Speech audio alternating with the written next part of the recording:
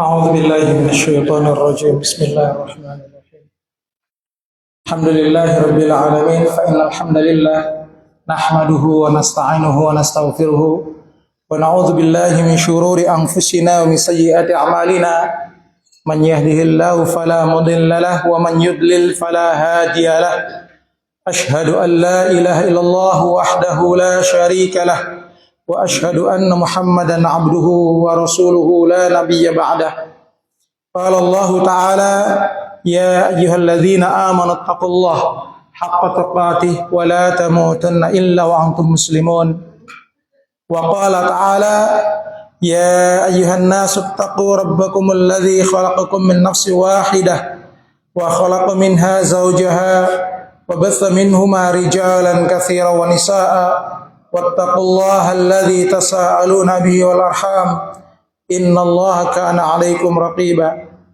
وقال تعالى يا أيها الذين آمنوا اتقوا الله وقولوا قولا سديدا يصلح لكم أعمالكم ويغفر لكم ذنوبكم ومن يطع الله ورسوله فقد فاز فوزا عظيما فإن أصدق الحديث كتاب الله تعالى وخير الهدى هدى النبي محمد صلى الله عليه وسلم وشر الأمور محدثاتها فإن كل محدثات في الدين بدعة وكل بدعة ضلالة وكل ضلالة في النار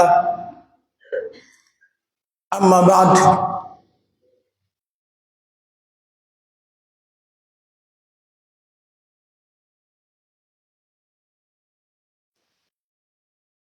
Bapak-bapak Ibu sekalian yang dirahmati oleh Allah Subhanahu wa taala. Alhamdulillah, puja dan puji syukur kita panjatkan kehadirat Allah Subhanahu wa taala. Salawat dan salam semoga selalu terlimpah kepada uswah dan qudwah kita Nabi Muhammad sallallahu alaihi wasallam dan juga kepada keluarga beliau, para sahabat beliau serta seluruh umat beliau yang mengikuti jejak beliau dengan baik. Bapak Ibu sekalian dirahmati Allah, kaum muslimin dan muslimat yang dicintai Allah Subhanahu wa taala. Di pagi hari ini di mana di satu tempat ini adalah tempat yang dicintai oleh Allah Subhanahu wa taala, insyaallah di pagi yang berkah teriring doa Rasulullah sallallahu alaihi wasallam di mana beliau sallallahu alaihi wasallam mendoakan umatnya yang melakukan aktivitas kebaikan dan bermanfaat di pagi hari dengan doa beliau, Allahumma barik ummati fi bukuriha.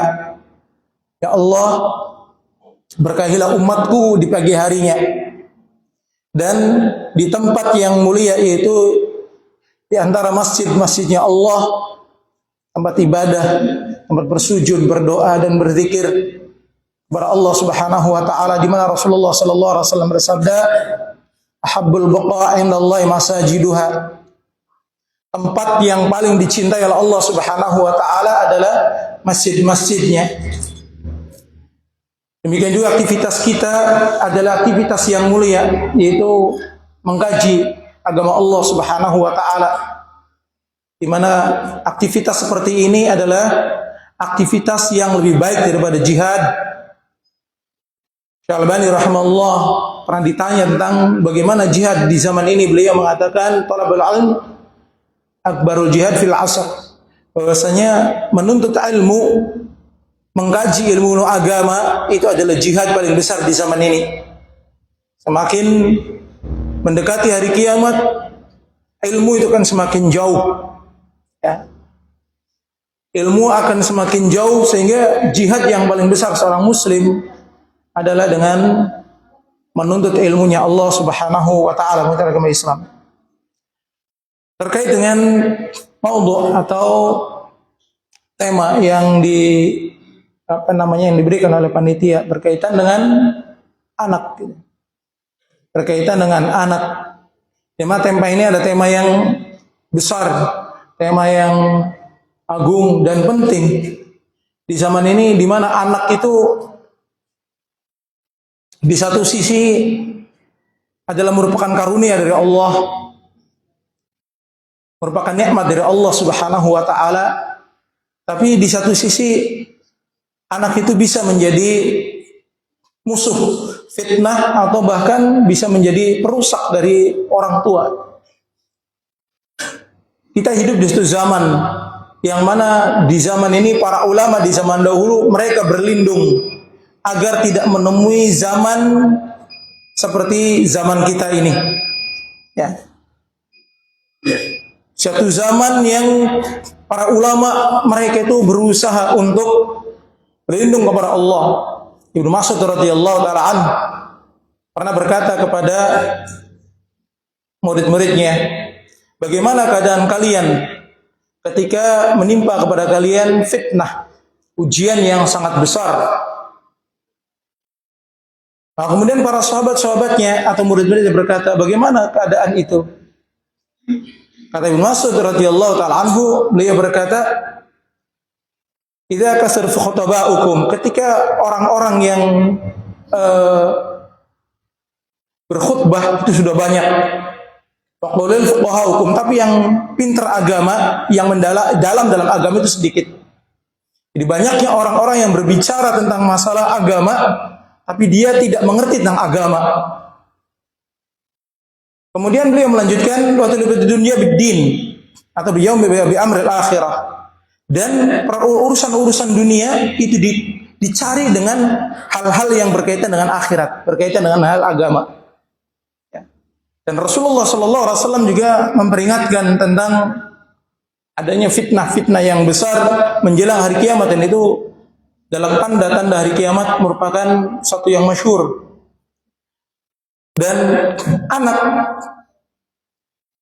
yang merupakan salah satu nikmat terbesar, harapan dari orang tua dalam kehidupannya di dunia dan akhirat, haruslah diperhatikan sebagaimana mestinya.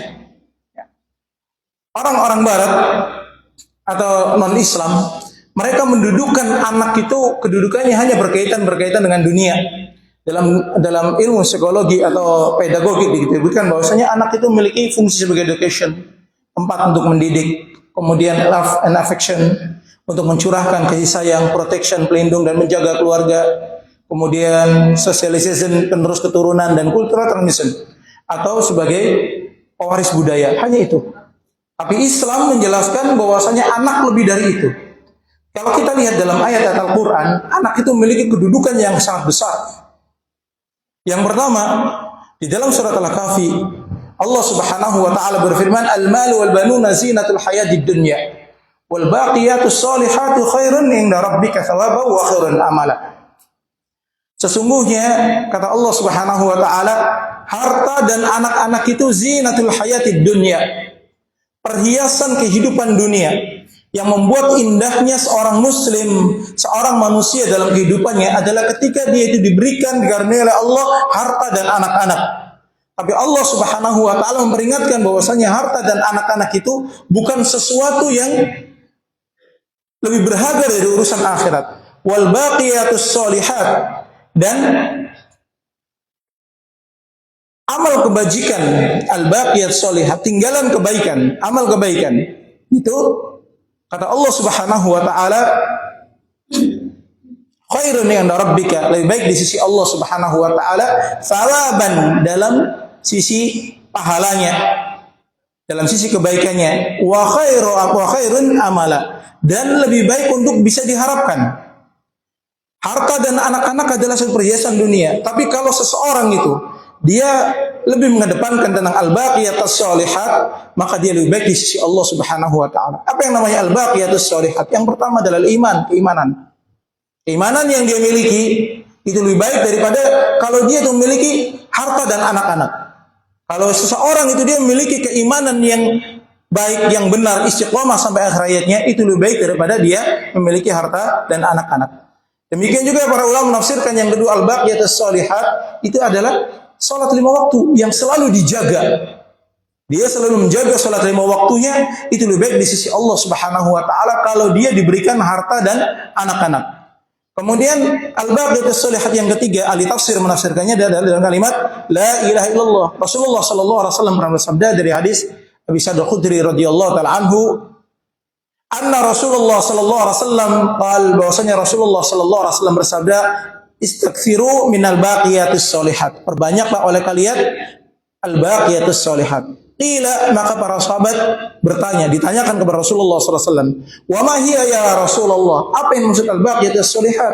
Yang dikatakan oleh Allah lebih baik daripada kalau seseorang itu memiliki harta dan anak-anak.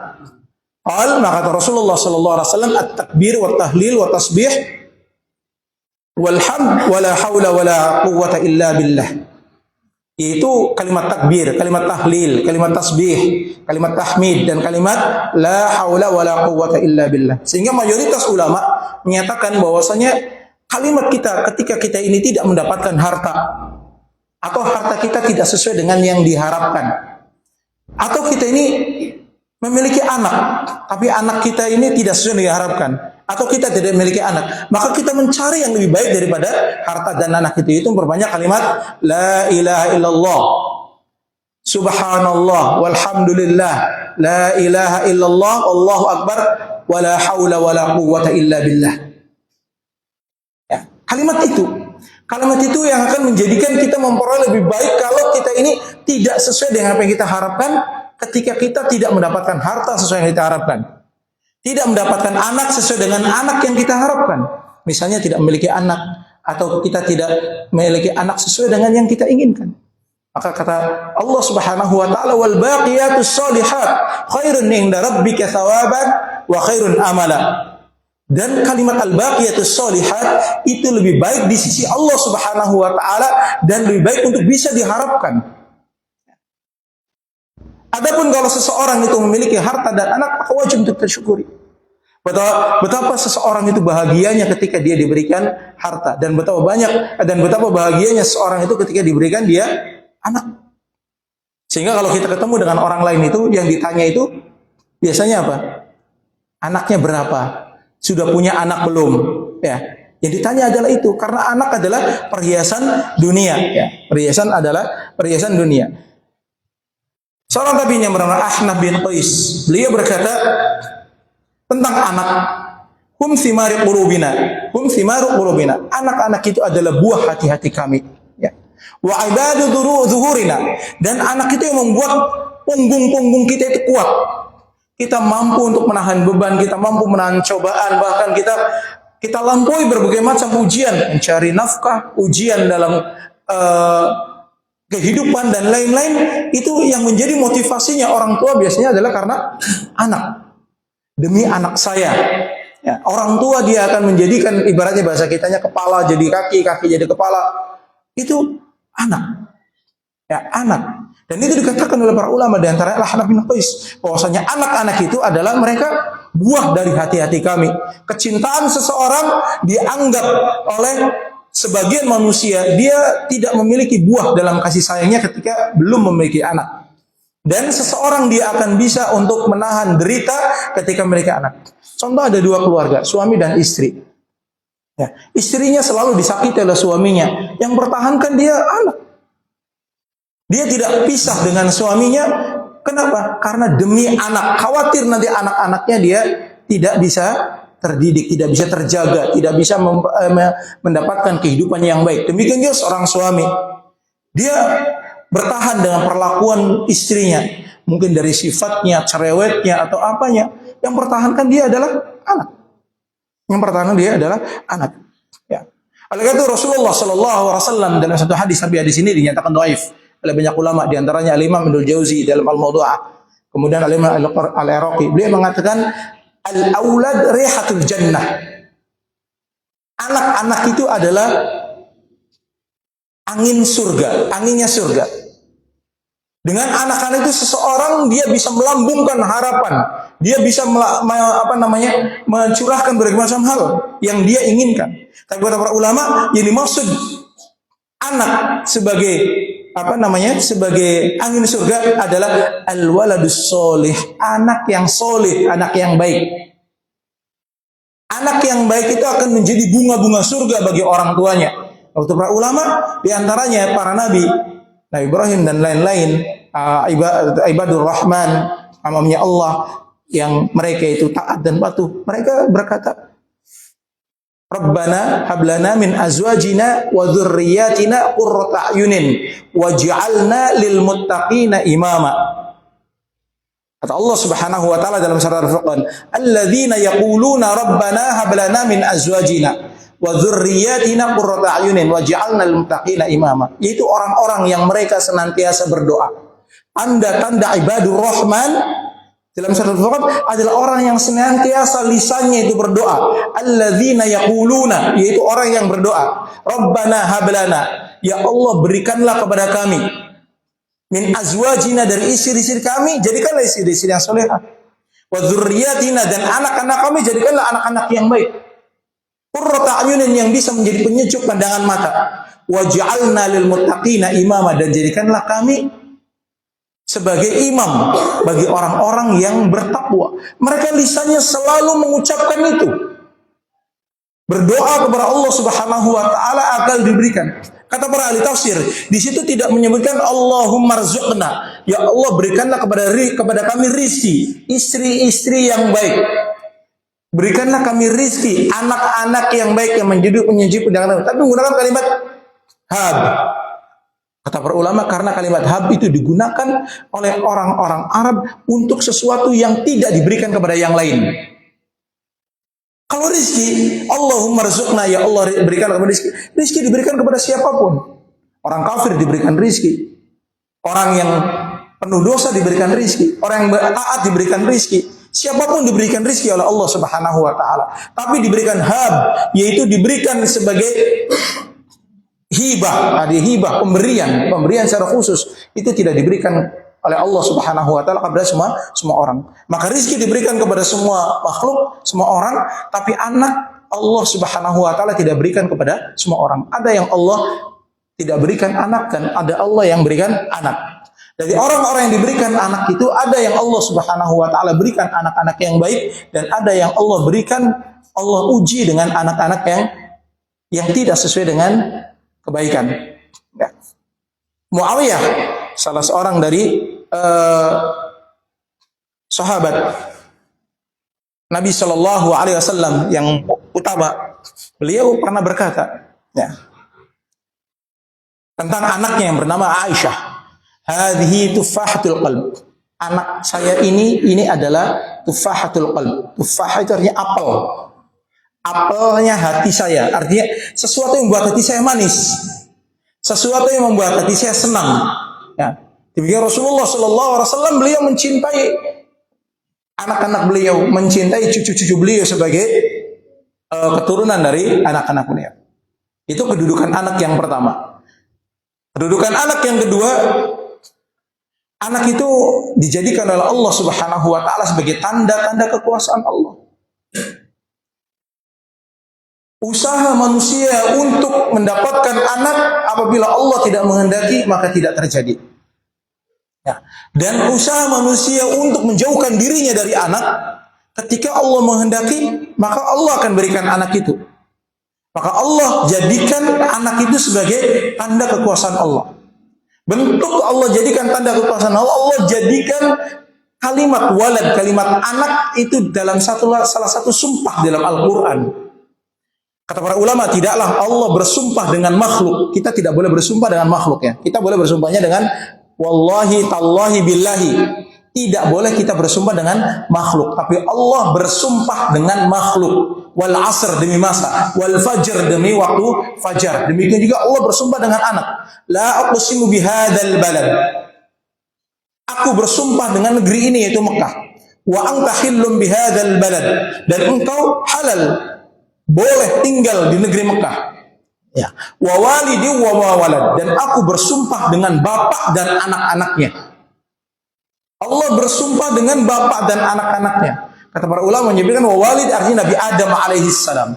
Wa walidi wa ma walad, walad itu artinya adalah anak-anak keturunan Nabi Adam.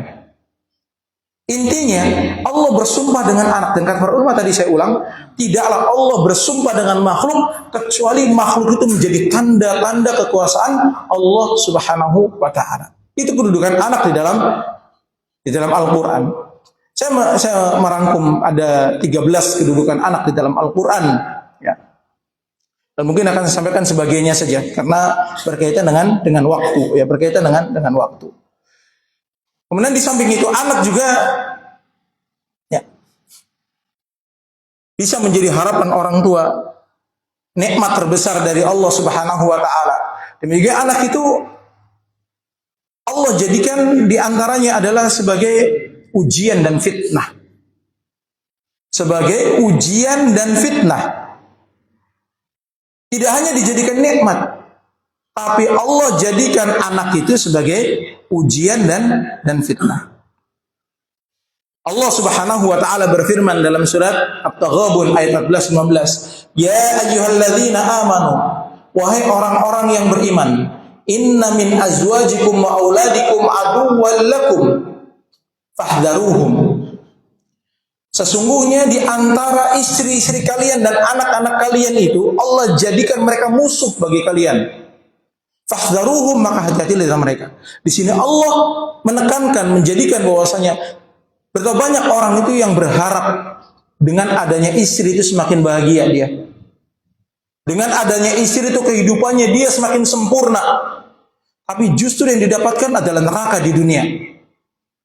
Demikian juga dengan anak. Betapa banyak seseorang itu yang dia itu berharap dengan adanya anak itu dia semakin berbunga-bunga kehidupannya, kebahagiaannya. Tapi Allah jadikan anak itu justru menjadi musuh terbesarnya. Dan itu tidak menjadikan seseorang dia itu antara kafir, mukmin dan sebagainya. Allah jadikan itu bagi semuanya peringatan. Kita dapati para nabi. Nabi Nuh alaihissalam manusia yang sangat baik. Adakah di antara kita itu yang berkeyakinan bahwasanya kita lebih baik daripada Nabi Nuh alaihissalam? Tentunya tidak. Tapi Nabi Nuh alaihissalam diuji dengan salah satu anaknya. Anaknya Nabi Nuh ada 6, Sam, Yafith, Kan'an dan seterusnya. Ya. Beliau diuji dengan salah satu anak yang bernama Kan'an. Memusuhi beliau, kufur kepada beliau. Bahkan kasih sayang beliau ketika anaknya mau tenggelam, Nabi Nuh alaihissalam itu berdoa kepada Allah, Rabbi innahu min ahli. Ya Allah, dia anakku, selamatkanlah. Allah membantah, menentang Nabi Nuh alaihissalam dengan berfirman, huwa laisa min ahlik. Dia bukan anakmu. Dia bukan anakmu.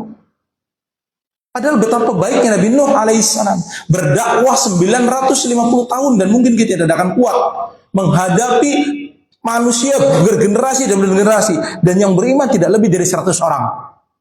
Yang menjadi pengikut beliau tidak lebih dari 100 orang, berdakwah selama berapa lama? 950 tahun. Begitu sabarnya beliau. Berikutnya Nabi Lut alaihissalam, istrinya adalah justru yang memberitahukan adanya 2 orang tamu malaikat.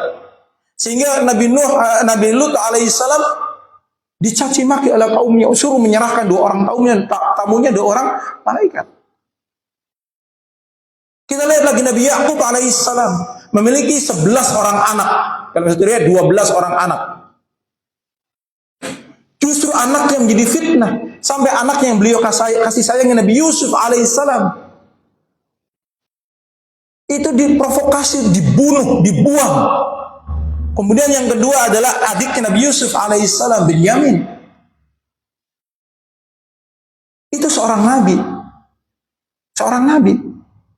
Sehingga ketika kita ini mendapati hal-hal yang tidak sesuai dengan harapan kita, maka kita harus melihat bagaimana Islam menuntun kita agar kita tidak keluar dari jalur-jalur yang ditentukan oleh Allah dan Rasulnya.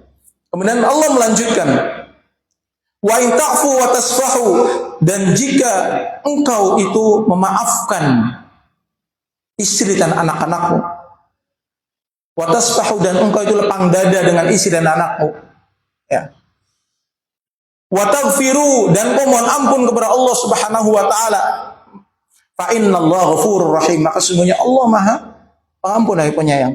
Kemudian Allah melanjutkan ayat berikutnya, diulang lagi, innama amwalukum wa auladukum fitnah. Sesungguhnya harta kalian dan anak-anak kalian adalah fitnah, cobaan, ujian bagi kalian. Wallahu indahu ajrun azim, dan di sisi Allah Subhanahu wa taala itu pahala yang besar. Itu kondisi anak dan istri kita. Sebagian Allah jadikan sebagai nikmat, sebagian justru itu sebagai ujian, musuh dan bala. Bahkan bisa jadi sebagai iqab, hukuman. Hukuman seseorang di dunia diberikannya istri-istri yang tidak baik. Diberikannya anak-anak yang tidak baik. Bisa jadi hal itu. Lalu kalau kita sesuai dengan apa yang kita temakan di sini, yaitu berkaitan dengan anak itu, ketika anak itu tidak sesuai harapan, kalau saya tanya, apa sih harapan orang tua kepada anak? Anak itu harus bagaimana? Anak soleh, apa lagi? Berbakti, apa lagi? Berbakti kepada orang tua, terus apa lagi? Membuat bangga orang tua. Jadi kalau kita tanya secara lisan, itu semuanya adalah berkaitan dengan hal-hal yang sifatnya dunia, ukhrawi, akhirat. Sifatnya akhlakiyah, ya, akhlak yang baik, soleh dan tapi ketika dihadapkan pada kenyataan, ketika anak ini banyak orang tua yang menahan anak-anaknya ketika anaknya ingin baik. Anaknya belajar agama dilarang. Ya, anaknya ini dilarang. Tapi justru orang tua itu harapannya adalah pada hal-hal yang di luar dari ketentuan agama. Ada orang yang mengharapkan anaknya itu menjadi biduan. Ada anak yang mengharapkan jadi artis. Ada anak yang mengharapkan jadi ini dan dari itu. Dia sifatnya duniawi. Tapi kalau ditanya secara lisan, ya, ditanya, apa harapan antum terhadap anak? Semuanya itu akan menjawab dengan jawaban yang indah, bagus. Tapi ketika dihadapkan anaknya pada sesuatu yang ini jalan yang baik, ini jalan yang buruk, ini jalan akhirat, ini jalan dunia, banyak orang tua yang justru menahan anaknya dari jalan akhirat dan mengarahkan anaknya pada jalan dunia. Menahan anaknya dari jalan taat, kemudian justru mengarahkan anaknya pada jalan maksiat. Dan itu wakil, kenyataan. Dia lupa ketika dia itu ingin anak ketika lahir, anak itu lahir, hampir-hampir nggak ada orang tua yang bercita-cita anaknya lahir itu dia agar menjadi presiden, agar menjadi jenderal, agar menjadi inilah dunia. Harapannya adalah anaknya adalah yang membanggakan orang tua dalam sisi jiwa, dalam sisi ruh. Ketika anaknya lahir berharap anaknya menjadi soleh, solehah, berbakti. Semua orang tua begitu. Semua orang tua begitu. Dan itulah anak itu dilahirkan seperti itu. Kullu maulud yuladu alal fitrah. Setiap anak itu dilahirkan dalam kondisi fitrah. Fa'abawahu, maka kedua orang tuanya yang menyimpangkan dari fitrah anak itu. Kedua orang tuanya yang menjadikan anak itu keluar dari fitrah itu. Baik fitrah agama, ayuhawidanihi, ayunasironihi, ayumajisanihi. Dia diajarkan anaknya menjadi Yahudi, diajarkan anaknya menjadi Nasrani, diajarkan anaknya menjadi Majusi, atau pada fitrah-fitrah yang lain. Anak itu semuanya terlahir dalam kondisi suci. Kalau orang tua itu dia sesuai dengan kesuciannya ketika dia itu mendapatkan anak, maka anak itu akan menjadi baik. Anak itu menjadi baik. Maka Islam memberikan kriteria bagaimana anak-anak yang sesuai harapan itu. Ada 5 kriteria yang anak-anak itu sesuai harapan itu. Yang pertama adalah hifdzuddin, anak yang mampu menjaga agama, menjaga keimanannya, menjaga ketaatannya, jauh dari hal-hal yang dimurkai oleh Allah dan Rasulnya. Dengan akhlaknya, dengan ibadahnya dan semuanya. Ini yang pertama, anak yang diharapkan dalam Islam sesuai harapan Allah dan Rasulnya. Yang pertama adalah hifdzuddin. Dia anak-anak yang mampu menjaga agama. Kemudian yang kedua adalah hifdzun nafs. Anak-anak yang mampu menjaga jiwa, baik jiwa dirinya maupun jiwa orang tuanya, jiwa keluarganya dan jiwa seluruh makhluk. Dia mencari nafkah dalam rangka apa? Supaya anaknya nggak kelaparan, nggak mati. Dia bakti orang tuanya sakit, dia diobatkan supaya untuk menjaga orang tuanya agar jiwanya tetap hidup. Dia makan makanan yang halal, tidak merusak dirinya, supaya apa? Supaya jiwanya tetap hidup. Dia tidak menjerumuskan diri pada hal-hal yang membuat dia kematian. Allah berfirman, "Wala taqtulu anfusakum." Janganlah kalian bunuh diri-diri kalian. Innallaha bikum rahima. Innallaha kana bikum rahima. Sesungguhnya Allah itu Maha Pengampun, Maha Penyayang terhadap kalian. Dia sadar Allah menyayangi dia.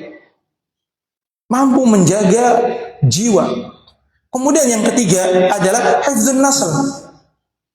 Anak-anak yang mampu menjaga keturunan, tidak menjerumuskan diri pada hal-hal yang merusak keturunannya, nasabnya, nama baik orang tuanya, ya, dengan zina misalnya, atau dengan narkoba dan seterusnya, ya, termasuk dengan khamr dan lain-lain. Tidak berbuat hal yang menyimpang. Kemudian yang ketiga adalah hifdzul aql. Yang keempat ya, keempat adalah hifdzul aql, yaitu anak-anak yang mampu menjaga akalnya. Dia tidak berbuat kecuali di atas ilmu. Dia menggunakan akalnya, menggunakan ilmunya. Tidak menuruti semua orang. Tidak menuruti semua hal, tapi dia menggunakan ilmunya. Dia menggunakan akalnya. Ini sesuai tidak dengan sebagaimana mestinya. Yang kelima adalah hifdzul mal. Anak-anak yang mampu menjaga harta. Dia bisa mencari nafkah. Dia bisa menafkahi. Masalah rizki banyak sedikit itu qadarullah. Tapi dia punya kemampuan, punya kemauan untuk usaha menjaga harta. Ketika diberikan harta, Allah berfirman, dia tidak boros. Ya, dia tidak boros. Tidak dalam kondisi dia itu berlebih-lebihan dalam harta, ya. Dan dia tidak pelit. Allah Subhanahu wa taala menyatakan dengan hal ini, "Wala tu'tus sufaha amwalakum allati ja'alallahu lakum qiyama." Jangan kau berikan kepada anak-anak kalian itu harta kalian yang anak-anak itu dalam kondisi sufaha, bodoh. Artinya tidak mampu manajemen keuangan, tidak mampu manajemen harta. Allah juga berfirman, "Walladzina idza anfaqu lam yusrifu wa lam yaqturu wa kana baina dzalika qawama." Itu orang-orang yang ketika mereka itu belanja, berinfak, lam yusrifu, mereka tidak boros. Tahu mana yang penting, mana yang tidak. Ya. Wa kana wa lam yaqturu, dan mereka juga tidak kikir. Tidak kikir kepada anaknya, tidak kikir kepada orang tuanya, tidak kikir kepada keluarganya. Sehingga ada anak yang kaya raya tapi orang tuanya tidak terjamin. Orang tuanya diberikan tempat paling belakang di rumahnya, ya, gubuk, sedangkan rumah paling depannya dia mewah. Ini enggak benar.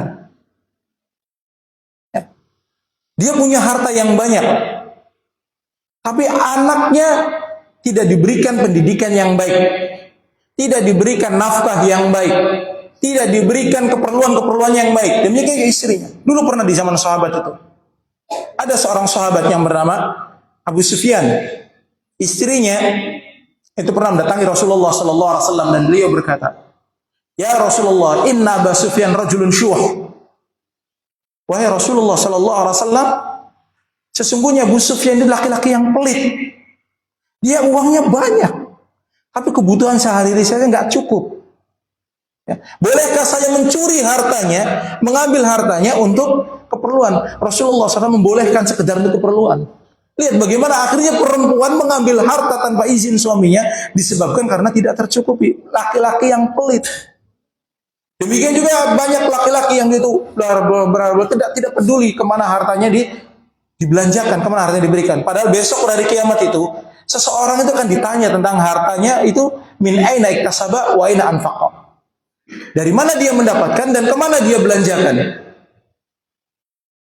Ini 5 karakteristik dari anak harapan. Dan semuanya masuk ke situ. Anak yang soleh, berbakti, masuk ke pada 5 perkara itu. Yang pertama adalah mampu menjaga agama. Yang kedua mampu menjaga jiwa. Yang ketiga mampu menjaga keturunan. Yang keempat mampu menjaga akal. Dan yang kelima adalah mampu menjaga harta.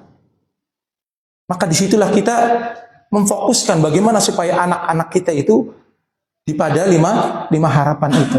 Dan Masya Allah, itu kesempurnaan hidup ketika seseorang itu mendapatkan anak yang mampu menjaga 5 perkara ini. Demikian juga kalau kita ini ya memiliki karakteristik itu. Mana yang kurang coba dari 5 itu? Agamanya terjaga, jiwanya terjaga, semuanya. Itulah kesempurnaan Islam, tidak sebagaimana pendidikan selain, tidak sebagaimana di luar Islam dalam menjaga anak. Ya. Maka di sini kita kembali nih kepada 5 itu. Ketika seseorang anak itu tidak sesuai yang diharapkan oleh kita, harapan kita harus kepada 5 perkara itu ya. Maka kita harus melihat sebabnya. Kita harus melihat sebab. Kenapa anak-anak itu tidak sesuai harapan? Banyak orang tua menyalahkan anaknya ketika anaknya tidak sesuai harapan. Jangan mengatakan anak tidak susah diatur. Kemudian bahkan keluar kata-kata anak setan gitu ya. Lah kalau anak setan orang tuanya siapa tuh? Iya kan ya? Ya kan dia menyerapai dirinya sendiri kan begitu. Kan dia anaknya kemudian dia bilang anak setan. Lah berarti orang tuanya itu yang disebut sebagai itu kan begitu.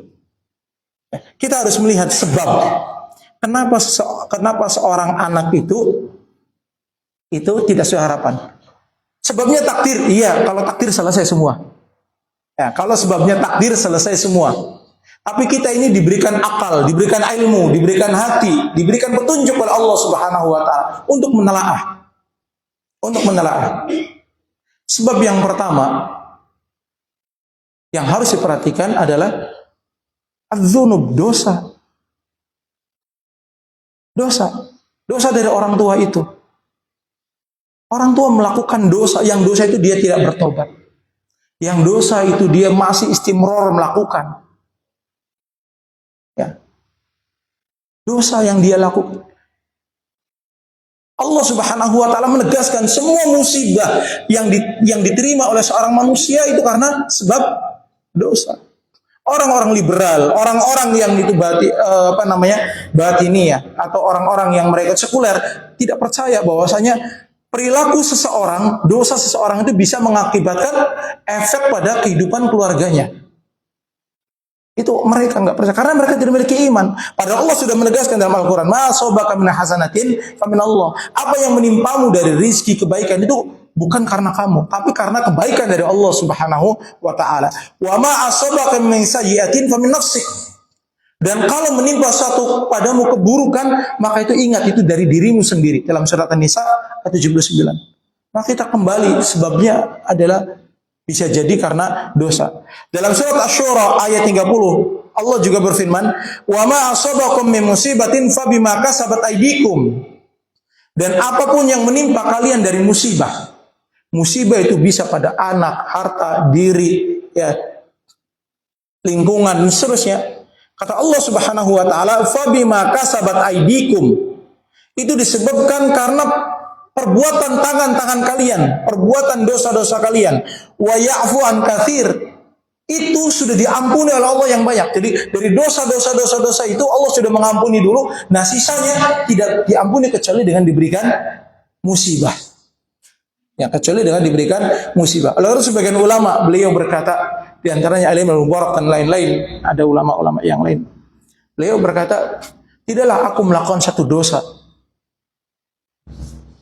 kecuali setelah aku melakukan dosa itu aku dapati berubahnya perilaku pada istri dan anak-anakku, bahkan pada hewan tungganganku. Ketika seseorang melakukan dosa, Allah iqab, Allah hukum dengan adanya perubahan karakter perilaku pada istri, anak, dan hewannya. Bahkan dosa itu berpengaruh pada rizki seseorang. Semakin seseorang itu dia jauh dari Allah, banyak melakukan dosa, maka rizki itu akan semakin jauh. Kalau rizki itu semakin banyak, itu namanya istidraj. Ya. Yang nanti akhirnya Allah akan renggut dia dengan renggutan yang sangat keras. Na'udzubillah min dzalik. Rasulullah sallallahu alaihi wasallam menjelaskan, antum harus perhatikan, ada 3 dosa yang dosa itu sangat berpengaruh dalam hukuman di dunia. Kata Rasulullah sallallahu alaihi wasallam, kullu dzunub yu'akhirullaha li sahibiha yaumal qiyamah. illa thalatha. Ada 3 dosa, yang 3 dosa itu semua dosa, kata Rasulullah SAW, semua dosa itu akan diakhirkan oleh Allah Subhanahu wa taala pada hari kiamat. Bisa jadi diampuni, bisa jadi ditimbang, atau diazab, ya. Tapi ada 3 dosa, illa thalatha, kecuali 3 dosa. Yang 3 dosa itu di samping menunggu hari kiamat kelak, tapi dosa itu sudah dihukum dulu di dunia. Ingat nih, kata Rasulullah SAW, ada 3 dosa. Yang 3 dosa itu akan disegerakan hukumannya di akhirat. Illa thalatha, kecuali 3 dosa, kata Rasulullah SAW. Ya. Yu'ajjilu li sahibiha fid dunya. Yang 3 dosa itu disegerakan hukumannya di dunia. Yang pertama al-baghi, zina. Dosa zina itu dia akan diberikan hukuman kepada pelakunya di dunia, disegerakan. Apa selesai di dunia? Tidak. Di akhirat dihukum lagi. Di alam kubur dihukum lagi. Hati-hati kita ini dengan perzinahan. Di hari menjelang hari akhir seperti ini, hari kiamat itu, di antara tanda-tanda dekatnya hari kiamat adalah tersebarnya perzinahan antar tetangga, antar teman, ya, bahkan terjadi antar kerabat. Na'udzubillah min dzalik. Zina. Kata Rasulullah sallallahu alaihi wasallam, yang syuruz zina wa yang syuruz syuh. Tanda dari kiamat tersebarnya zina dan tersebarnya kecintaan terhadap harta, yaitu kekikiran. Ya. Wa yang syuruz qatl, dan banyaknya pembunuhan. Itu tanda-tanda dari kiamat. Hati-hati dengan zina. Lebih-lebih dengan adanya ini ya. Itu seseorang mudah sekali. Orang di dalam kamar, coba. Kalau dulu orang di dalam kamar itu orang yang selalu dalam kamar terjaga. Orangnya di dalam kamar. Dia chattingan, dia selingkuh, dia yang-yangan, dia selusnya dengan orang lain. Bapaknya nggak tahu. Bapaknya menganggap anaknya anak yang baik karena selalu dalam kamar. Ibunya menganggap bahwa dia anak yang baik selalu dalam kamar. Suaminya menganggap bahwasanya dia istri yang baik karena sedang dalam kamar, atau istrinya menganggap dia suami yang baik dalam kamar, tapi dia dengan wanita lain, dengan laki-laki lain, sampai akhirnya ada yang sampai bertemu, berzina dan seterusnya. Hati-hati, dosa zina akan disegerakan. Kata Imam Asy-Syafi'i rahimahullah, beliau berkata, dia itu berzina, siapa yang dia itu berzina dengan membayar 1 dirham, maka keluarganya akan dizinai dengan gratis. Bisa jadi istrinya, anaknya, cucunya. Na'udzubillah. Itu perkataan Al-Imam Asy-Syafi'i. Yang kedua apa? Uququl walidain.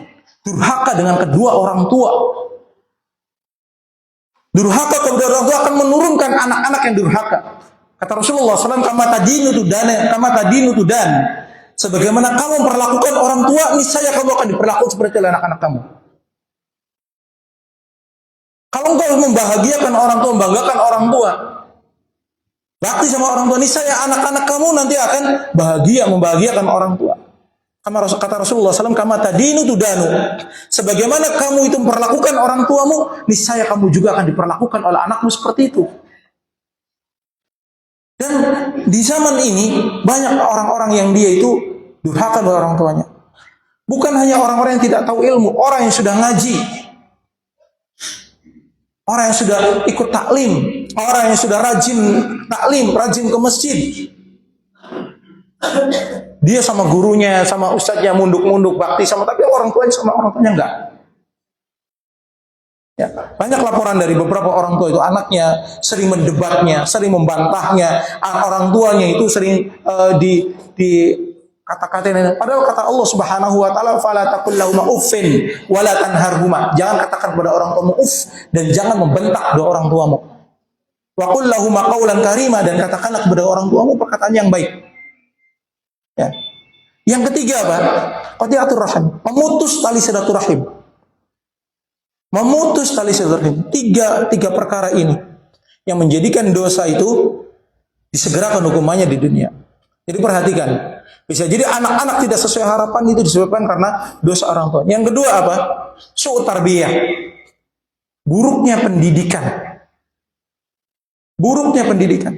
Tidak memperhatikan masalah agama. Dia pendidikannya yang penting anak pintar, yang penting tidak memperhatikan bagaimana akhlak anaknya, tidak memperhatikan tentang bagaimana agamanya.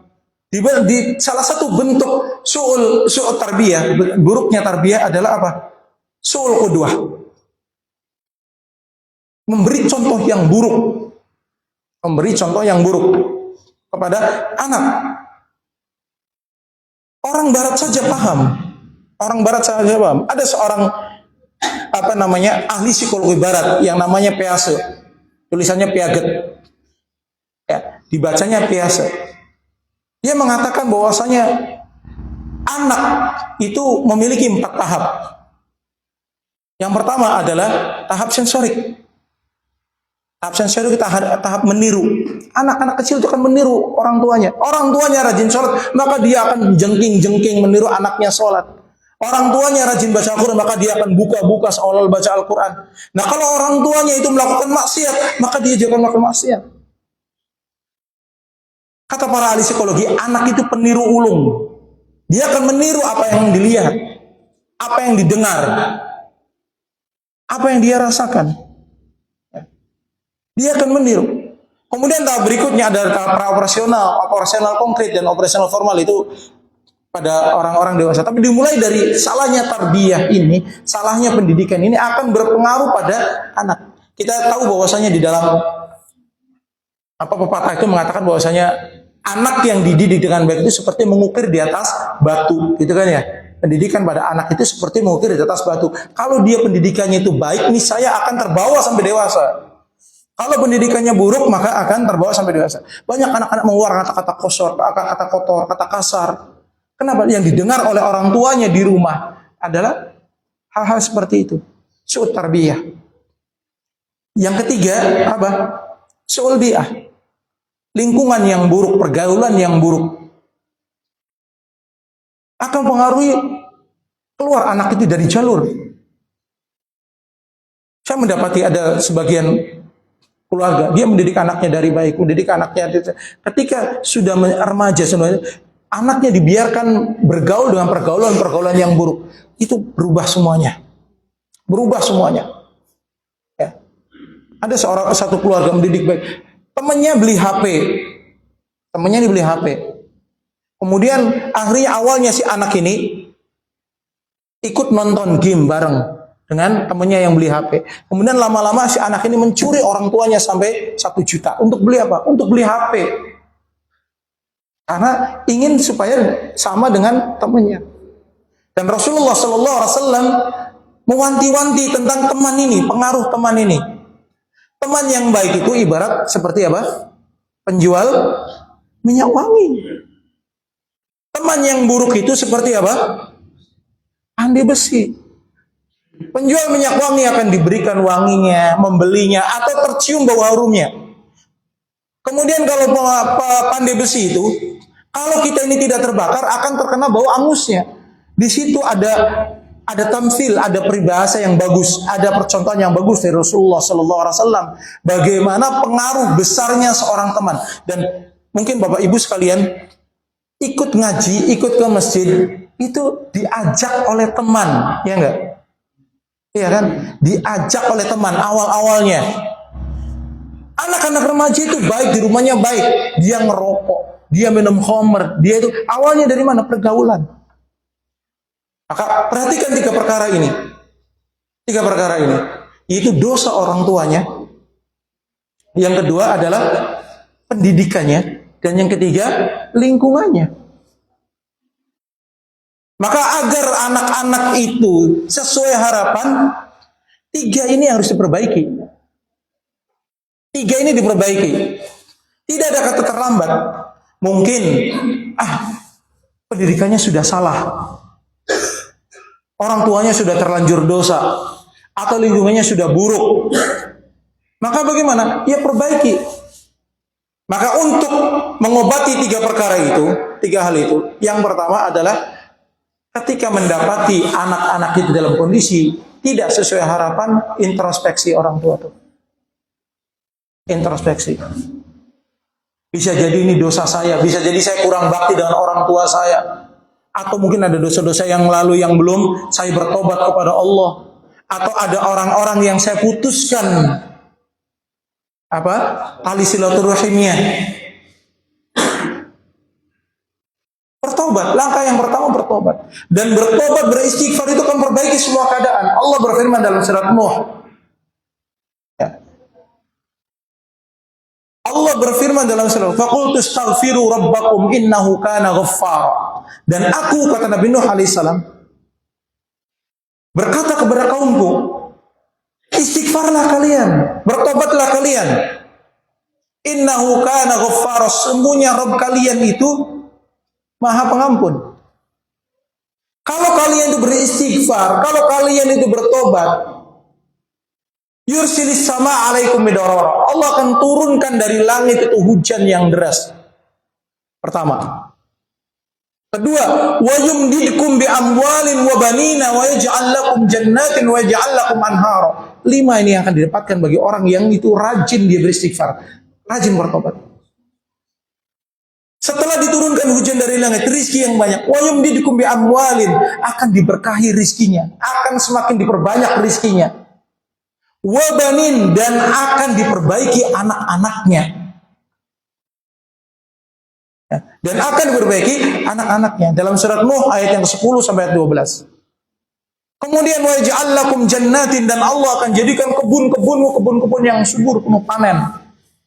Wa yaj'al lakum anhara, dan engkau akan dijadikan sungai-sungai penuh air tanpa kekeringan. Bertobat. Ketika kita dapati anak kita tidak dalam kondisi baik, tidak seharapan, introspeksi. Kita bertobat kepada Allah Subhanahu wa taala, memperbanyak istighfar, ya, berbanyak istighfar. Kemudian yang kedua adalah memberi contoh. Beri contoh yang baik. Pernah terjadi perdebatan antara orang tua dengan anaknya.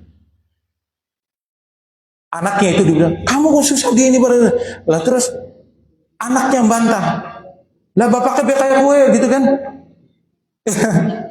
Bapaknya aja begitu kan begitu. Akhirnya kemudian dibalikkan. Lalu apa yang bisa kita jawab di depan anak itu ketika dibalikkan? Berikan contoh. Kalau contoh itu tidak sempurna, tidak baik, maka jangan tunjukkan, jangan tampakkan hal-hal yang buruk itu di depan anak.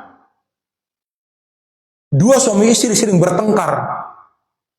Tiap hari menampakkan teriak-teriakan, bentak-bentakan, sumpah serapah di depan anak. Mengharapkan anak yang baik, gak akan bisa.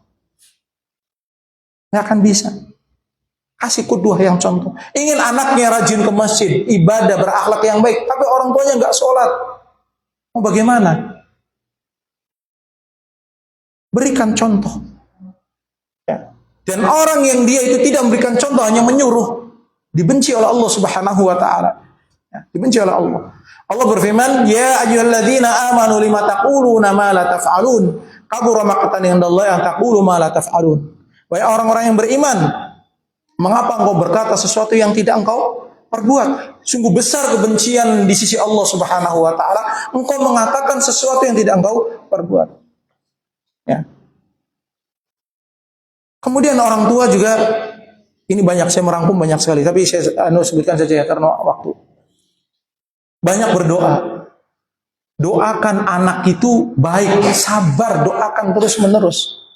Doakan terus-menerus. Kata Rasulullah sallallahu alaihi wasallam, "Salatu da'wah la turad." Ada 3 doa yang tidak ditentang oleh Allah. Dalam satu riwayat, "Salatu da'wah mustajabah." Ada 3 doa itu yang doa itu dikabulkan. Yang pertama apa? Dakwatul walid li waladihi. Doanya orang tua pada anaknya. Doanya orang tua pada anaknya berpengaruh besar. Banyak doakan anak itu. Doa-doa yang bisa doa itu doa umum seperti tadi, Rabbi habli minas sholihin. Ya Allah, berikanlah kepadaku anak-anak yang soleh. Atau Rabbi ja'alni muqimas shalah min dzurriyyati rabbana wa taqabbal du'a.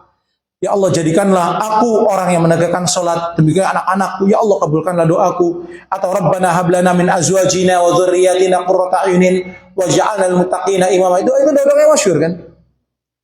Atau langsung dengan bahasa Indonesia, ya Allah perbaikilah anakku, ya Allah perbaikilah anakku. Ada satu kisah, seorang ulama yang bernama Fudail bin Iyad. Fudail bin Iyad ini punya anak namanya Ali. Ali ini adalah anak yang susah diatur. Durhaka kepada orang tuanya, menentang akhlaknya buruk. Sampai suatu ketika Fudail bin Iyad ini beliau menangis dan beliau berdoa mengangkat tangannya kepada Allah Subhanahu wa taala. Allahumma inni istahadtu fi tarbiyati Ali. Ya Allah, aku sudah bersungguh-sungguh untuk mendidik Ali. Walakin lam aqdur, tapi aku sudah tidak mampu. Faslih li bitarbiyatik, maka perbaikilah anakku dengan pendidikanmu. Jadi didiklah dia, fa'addibuhu li, ajarkan dia adab untukku. Dalam beberapa saat anaknya kemudian menjadi berubah. Seseorang berubah itu banyak faktor. Ketika dibilangin tidak mau, ketika dinasihati tidak mampu, bisa jadi dia berubah karena musibah. Melihat temannya yang sama dengan dia wafat. Atau dia sendiri musibah. Saya menemui seorang anak. Anak ini anak yang bandel. Kemudian suatu ketika kecelakaan. Dia naik mobil dari di atas, dia jatuh. Dan ketika jatuh itu pas di rel kereta, bagian ininya patah. Bagian pahanya itu patah. Nah, ketika patah di rumah sakit, dia itu nangis. Dia bilang takut mati. Kemudian dia mengatakan, saya tidak akan berbuat hal-hal yang seperti kemarin lagi. Dibilangin tidak mau, dia semua susah diatur anaknya. Tapi dia berubah ketika terkena musibah. Ada seorang bapak-bapak ini dia susah, memiliki akhlak yang buruk. Kemudian suatu ketika pas zaman dulu itu ada bombingnya Pace itu ya. Pernah ingat ya? Bombing Pace itu. Dia tanam pace sekian hektar. Pernah ingat ya? Dulu bombingnya Pace ya. Bangkrut. Dia bingung hendak lari kemana. Yang dipikirkan hanya bunuh diri. Utang menumpuk, semua yang dilakukan adalah bunuh diri. Sampai akhirnya kemudian dia bertobat, berubah. Kadang diberikan sesuatu itu karena harus musibah dulu atau apa dulu. Tapi yang jelas kita menginginkan bahwasanya anak-anak kita menjadi baik dengan doa kita, dengan doa-doa kita, Ya. Terus kemudian yang berikutnya adalah memperbaiki pendidikan tarbiyah. Dekati anak-anak itu, meskipun anak-anak itu tidak baik, dekati. Adil kepada mereka. Jangan sampai karena anak ini buruk tingkah lakunya, kemudian ini diperlakukan tidak sama dengan anak-anak yang baik. Ibnu Qayyim al-Jauziyah dan lain mengatakan bahwasanya ketidakadilan orang tua dalam memperlakukan anak itu tidak akan memperbaiki anak. Yang timbul apa? Dendam. Kita lihat kisahnya Nabi Yakub alaihissalam. Kenapa Nabi Yakub alaihissalam itu direncanakan dibunuh oleh saudara-saudaranya? Lihat dalam surat Yusuf itu. Apa perkataan saudaranya? Inna Yusuf wa abahu ahabbu ila abina. Sesungguhnya Yusuf dan saudaranya lebih dicintai oleh bapak kita. Rasa cemburu para anak kepada anak yang lain membuat anak itu menjadi tidak baik. Satu ketika Nu'man bin Bashir itu diberikan harta oleh orang tuanya. Ternyata harta itu tidak adil. Ya, harta tidak adil. Maka dia melapor kepada Rasulullah SAW. Wahai Rasulullah SAW, ini pemberian ini nggak adil ini. Saya anaknya, dia anaknya. Kenapa dia diberi begini, saya diberi begini? Kenapa dia lebih disayang daripada dia? Ini mempengaruhi anak menjadi tidak berubah, menjadi baik disebabkan orang tua tidak bisa adil kepada anak-anaknya. Syekh Muhammad SAW beliau menekankan adillah meskipun anak itu menyakitimu. Meskipun anak itu durhaka, adil dalam pemberian, adil dalam kasih sayang. Bisa jadi dengan keadilan yang kita berikan kepada anak itu membuat anak itu menjadi sadar bahwasanya dia diperlakukan sebagai anak, tidak didiskriminatif. Perbaiki tarbiyah. Kemudian ajak bicara, komunikasi jangan putus. Banyak orang tua itu ketika anaknya menjadi tidak baik, kemudian dia putus komunikasi dengan anaknya. Anak kamu durhaka, diputus. Tidak boleh demikian. Lihat kisahnya Nabi Yakub alaihissalam.